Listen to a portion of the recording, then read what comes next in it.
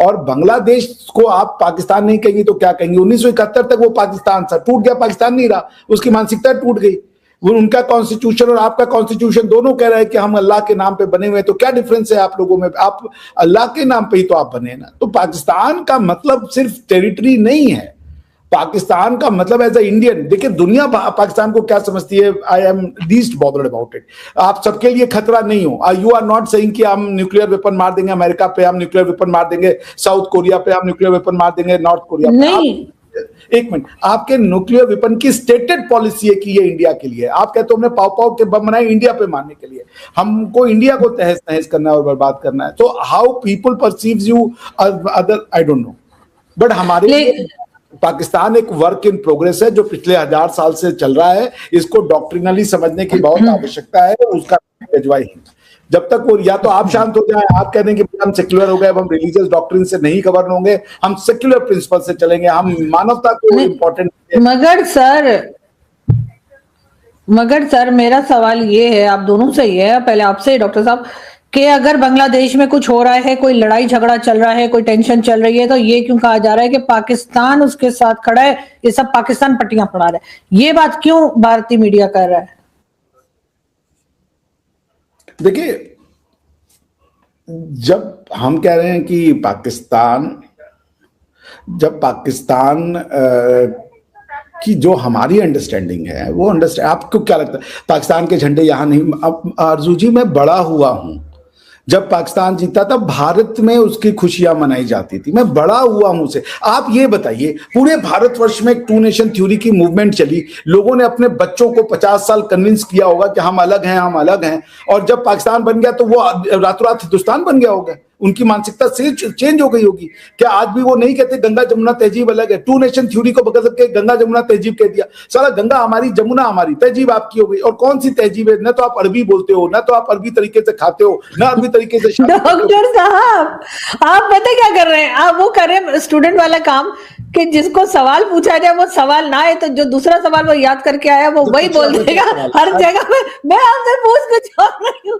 अच्छा, मैं आप पूछे। अच्छा पूछे। मैं आपसे ये कह रही हूँ कि जो बांग्लादेश में लड़ाई चल रही है, जो झगड़ा चल रहा है, लोगों के दरमियान जो हंगामा इस वक्त चल रहा है, उसमें बार बार भारत की मीडिया या भारत की तरफ से ये क्यों कहा जा रहा है कि पाकिस्तान ये पट्टियां पड़ा रहा है उनको, कैसा करो और माइनॉरिटी को मारो और ऐसा, इस किस्म के झगड़े जो है वो पाकिस्तान बढ़ावा दे रहा है, ऐसा क्यों कहा जा रहा है? हमारे तो कोई बात भी नहीं कर रहा इस बारे में।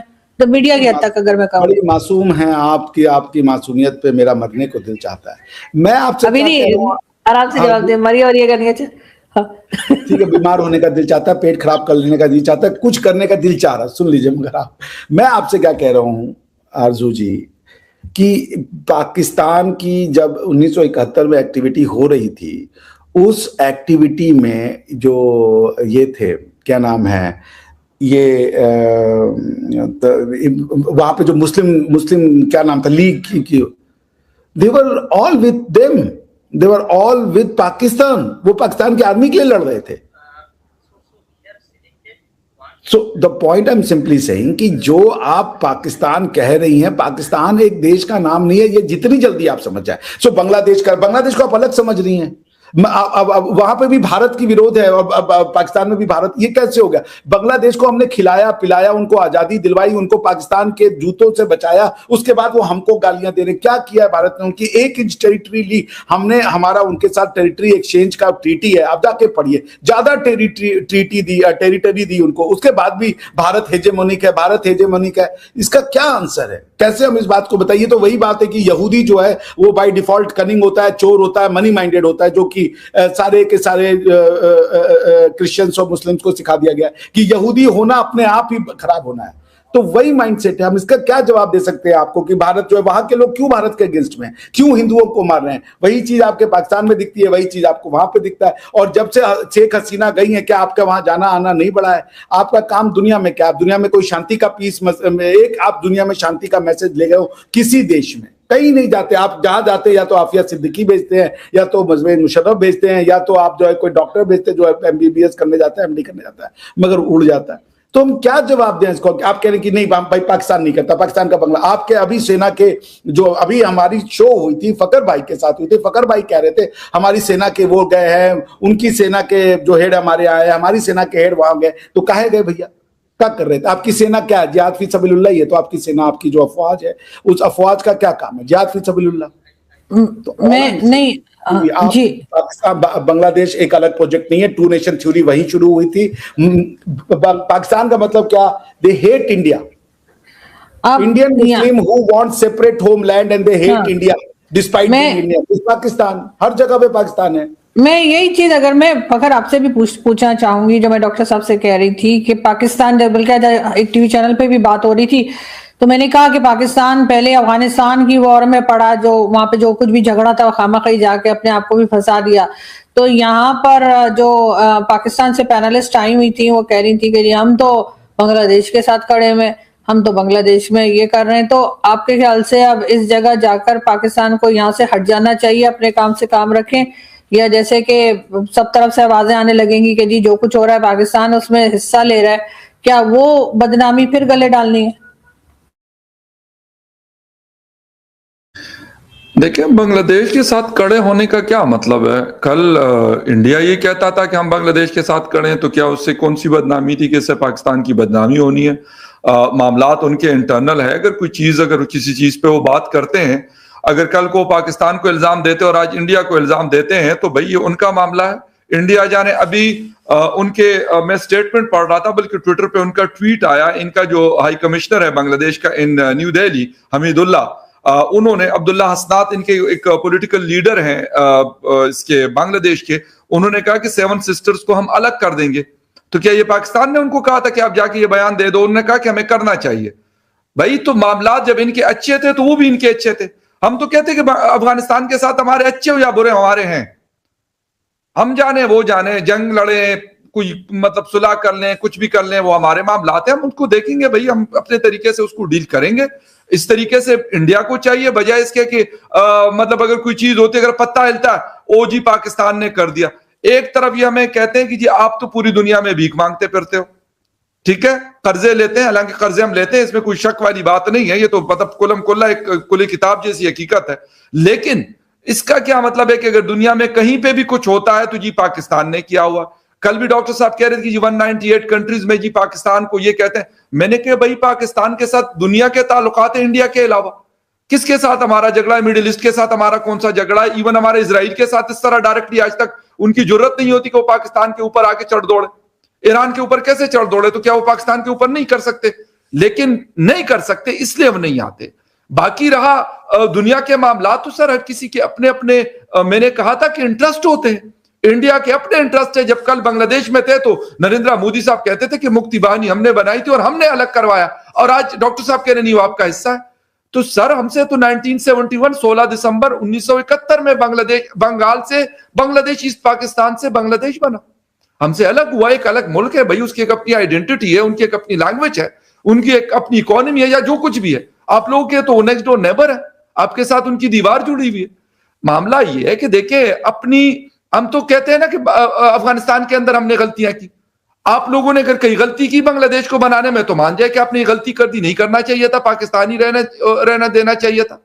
क्यों नहीं मानते? हम तो कहते हैं कि हमें नहीं जाना चाहिए था 1979 में अफगान जिहाद के नाम पे फसाद में।